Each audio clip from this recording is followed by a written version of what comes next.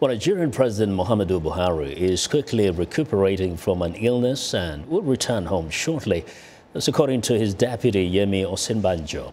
Osinbajo said on Wednesday he had discussed a wide range of issues with Buhari, but declined to say more in his first comments since flying to London on Tuesday for a brief, unexplained visit to meet the president.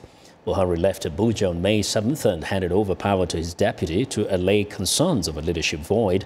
Nigerian officials have not disclosed details of Buhari's illness, which has caused a fierce speculation in Nigerian media and on social media about his ailment and whether he will seek a second term in the 2019 election. Now, despite reassurances, some residents in Nigeria have questioned whether the vice president, in fact, met with Buhari and have asked that photographs of them together at the meeting be released.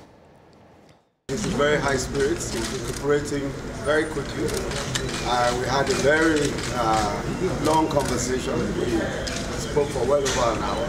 And his humor is all there. He's doing well.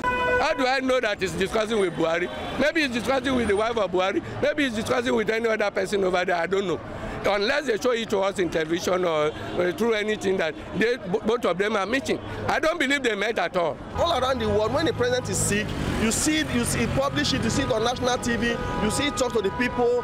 Even if you can't speak in English, at least let them show him discussing with the president and let them interpreter that will interpret to the vice president. This is what the president is saying. And everybody, our mind will be settled. We will know that our president is still alive. Not that you had a meeting, you cannot have a closed door meeting because we are citizens. You don't take us for granted. We don't want to see president in this time of our history. We want a healthy, vibrant president who is sound mentally and physically to be able to handle the problem facing the country. So the president, as far as I'm concerned, should leave the office. He should resign honorably so that the people of Nigeria can have a man that is healthy. Now, for more insight on the anxiety generated by President Buhari's illness and his absence from Nigeria, I'm joined on the phone from Maryland, just outside Washington, D.C., by Sylvester Okere. He's a political consultant and president of the United People for African Congress. Mr. Okere, welcome to Africa 54 again. Thank you for having me. Now, you've been a great supporter of President Buhari. You hear the concerns of the people on the streets of Abuja. Question, what is your level of concern about the president's illness and absence? Yeah, first of all, we pray for our president, and we encourage all Nigerians to keep praying and lifting him up. Anybody can be sick, but the people's concern is very legit because everyone, you want to see your leader, you want to feel or hear your leader. But at the same time, if we are leading the people in a hide and seek or more like a masquerade, it kind of changes some of the feelings that we have had right now.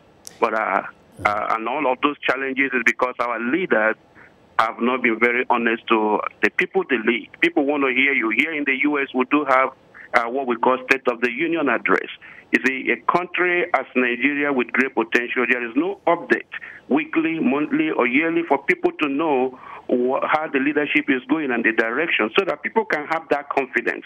So that's why you see people reacting in that manner. And of course, we know they have a history of something happening to their president who was sick at one time. But here's a question. Nigeria brags of being the biggest economy on the continent of Africa. Question is, why is President Buhari being treated in London and not in Abuja? And I think I have said this on and on, even on your shows. It's a big embarrassment not only to Nigeria but to the whole of Africa if our leaders cannot boast of a good hospital, good institutions that will take care of it. As a matter of fact, there should be a legislation passed on any political leader not being flown abroad to take care of themselves. The biggest embarrassment is that here in the country, Nigerians are one of the best medical doctors and nurses I don't know how to say it. So it's a shame, a big shame, that we cannot have a good hospital. And now look at the presidential jet. Do you know how much it costs to service that, to protect that? And there is no hospital you go in the world that you will not find one Nigerian, either a doctor or a senior nurse. So what is wrong with us that we cannot build a good facility? Let it just be for politicians. Let it just be for leaders. So it's a big embarrassment. It's a big blow that with all the resources, all the knowledge, everything we brag about, we're still going outside the country to treat ourselves, our wives, our children, and everything. And we are leading. So we provoke people, to react and to cause havoc that we see every day. So I discourage that, and I'm against it. And of course, this can relate, many Africans can relate to this question. Very quickly, in a few seconds, do you see the president running again, 2019? First of all, you have to be alive before you run again. Let's talk about his present health now and pray that he be strong. I know that people are, and I'll be honest with you, I support him. I stand with him from day one, and I will continue to stand with him. But I like to call a spade a spade. There are some issues that I was I don't like. Yeah. I don't expect what is going on at the moment, because I expected by now President Buhari and Professor Osinbajo would have tapped into the resources of Nigerians living abroad. We have a lot of potential that can help that country. And again, there are too many old people when we have younger people with innovation, with clear mind to read the nation. I'm not saying that the old people are not good. We need their wisdom, but they need to relax and advise people. But you still see all the old people surrounding a little bit.